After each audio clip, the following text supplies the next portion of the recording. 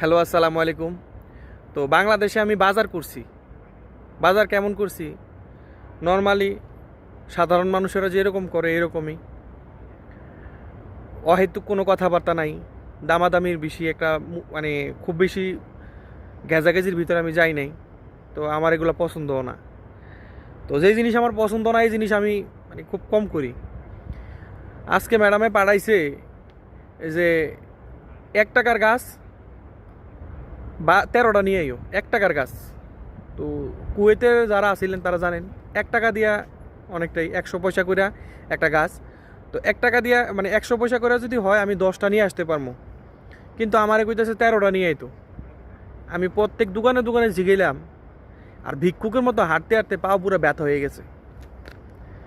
পরে আল্লাহ চিন্তা করলাম যে 100 পয়সা করে প্রত্যেক গাছ, 3টা গাছ বেশি আনতে কইলো কা।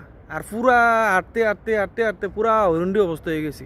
পরে যে একটা জিদ্দে ধরছে, মানে রুচি মজে গেছে। মালিক থাকলে এমন হইতেইব, ঠিক আছে? তার স্বভাবটা কেমন আবার বুঝালন। 1 টাকার গাছ একটা দেয়, মানে 100 পয়সার গাছ একটা দেয়। আর আমি মানে 1 টাকা দিয়ে পাম হচ্ছে 10টা, আর আমার কইতেছে 13টা আনতো। তাহলে কি পরিমাণ মালিক পাইছি বুঝিনি, বুঝালন, ধারণা করে লন।